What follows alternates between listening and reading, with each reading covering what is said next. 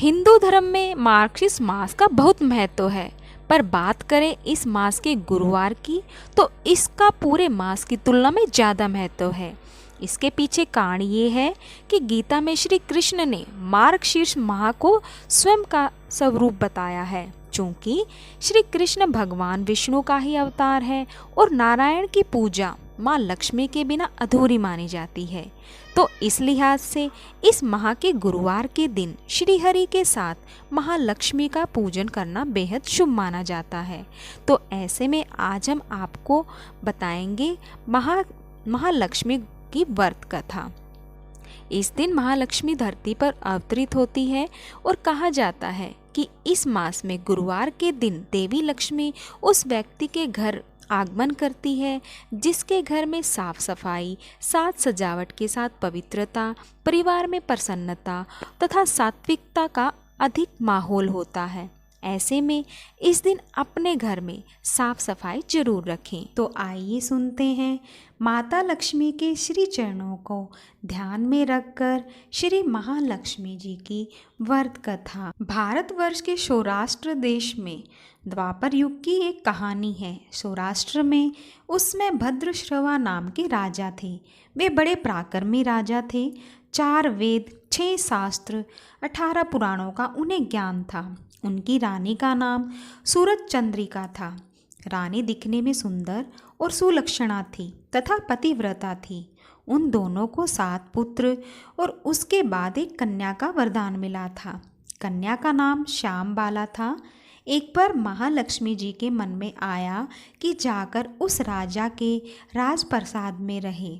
इससे राजा को दुगनी धन दौलत की प्राप्ति होगी और वह इस धन दौलत से अपनी प्रजा को और सुख दे पाएगा। गरीब के घर अगर रहे और उसे धन दौलत प्राप्त हो तो वह स्वार्थी की तरह केवल अपने ऊपर ही खर्च करेगा। यह सोचकर श्री महालक्ष्मी जी ने बूढ़ी ब्राह्मण स्त्री का रूप धारण किया। हाथ में लाठी लिए लाठी के सहारे रानी के द्वार तक पहुँची। यद्यपि उन्होंने बूढ़ी औरत का रूप धारण किया था, पर उनके चेहरे पर देवी का तेज था। उन्हें देखते ही एक दासी सामने आई। उसने इनका नाम, धाम, काम, धर्म पूछ डाला। वृद्ध ब्राह्मण का रूप धारित माता लक्ष्मी ने कहा, बालिके, मेरा नाम कमला है। मेरे पति का नाम भुवनेश है। हम द्वारिका में रहते हैं। तुम्हारी रानी पिछले जन्म में एक वैश्य की पत्नी थी। वह वैश्य गरीब था। दारिद्र्य के कारण हर रोज घर में झगड़े होते थे तथा उसका पति रोज उसे मारता था। इन बातों से तंग आकर वह घर छोड़कर चली गई तथा वन जंगल में खाली पेट भटकने लगी। उसकी इस दुर्दशा पर मुझे दया आई। तब मैंने उसे सुख संपत्ति देने वाली श्री महालक्ष्मी की कथा सुनाई। मेरे कहने पर उसने श्री महालक्ष्मी का व्रत किया। श्री महालक्ष्मी प्रसन्न हुई। उसकी गरीबी दूर हुई। उसका घर संसार दौलत संतति संपत्ति से भर गया। बाद में पति पत्नी दोनों परलोक सिधारे। लक्ष्मी व्रत करने के कारण वे लक्ष्मी रोग में रहे। उन्होंने जितने साल महालक्ष्मी का व्रत किया उतने हजारों साल उन्हें सुख भोग मिला।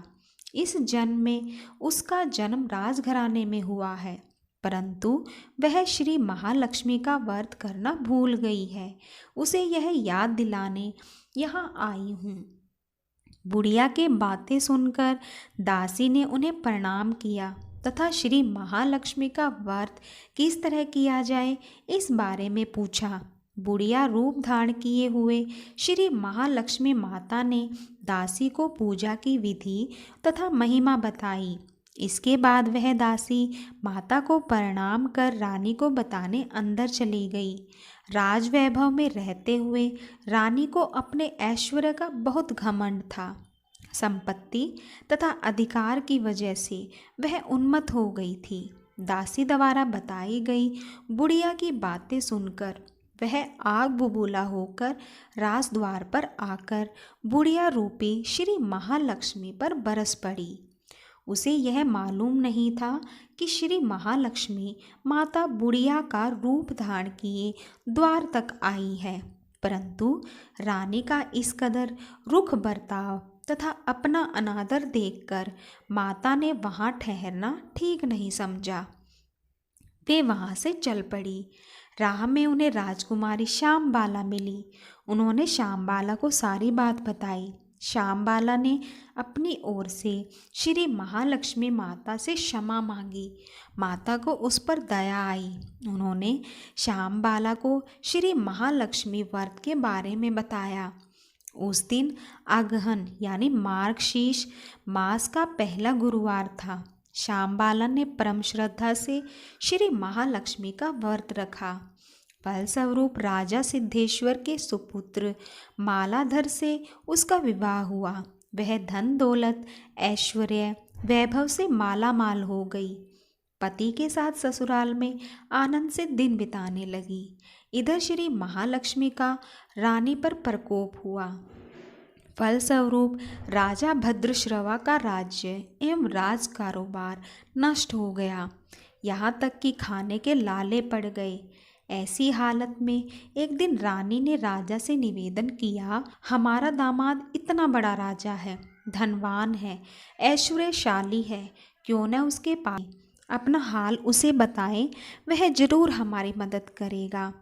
इस बात पर राजा भद्रश्रवा दामाद के पास रवाना हुआ। राज्य में पहुंचकर एक तालाब के किनारे थोड़ी देर विश्राम लेने के लिए ठहरे।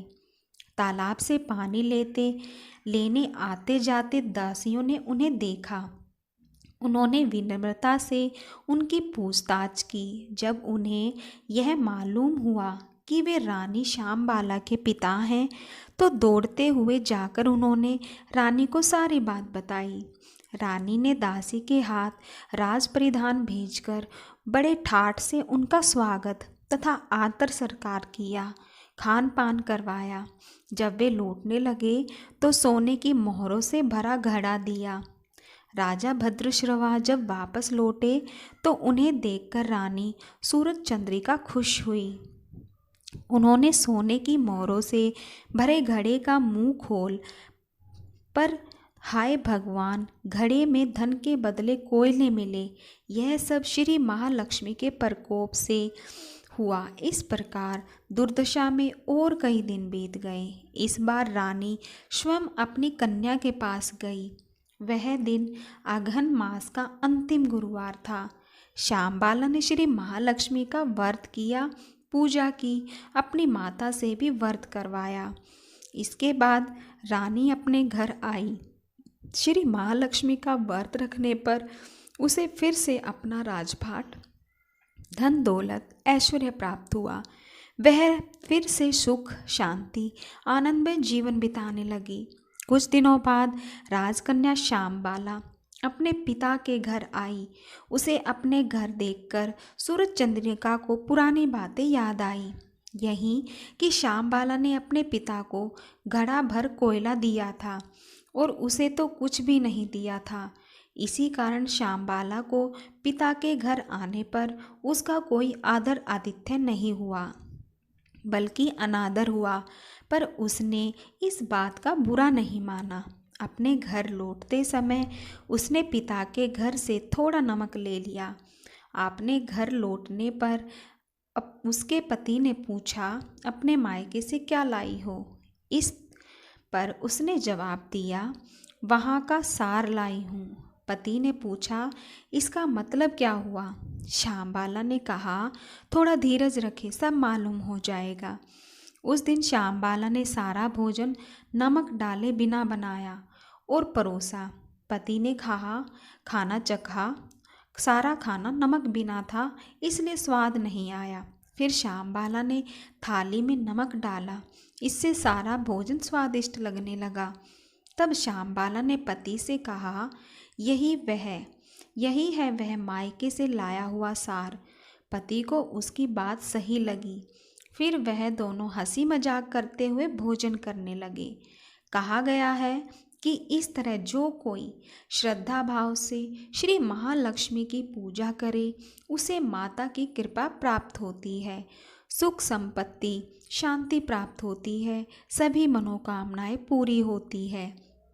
परंतु यह सब प्राप्त होने पर माता की पूजा को भूलना नहीं चाहिए। हर गुरुवार को व्रत पाठ अवश्य करना चाहिए।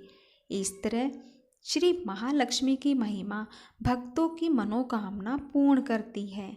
इस प्रकार श्री महालक्ष्मी की गुरुवार की कथा संपूर्ण होती है। जय माता दी। आप सभी भक्तों से अनुरोध है, यदि आपको कथा थोड़ी सी भी पसंद आई हो तो लाइक ज़रूर कीजिएगा, और अगर आप चैनल पर नए हैं तो चैनल को सब्सक्राइब करके बेल आइकन ज़रूर प्रेस कीजिएगा। धन्यवाद।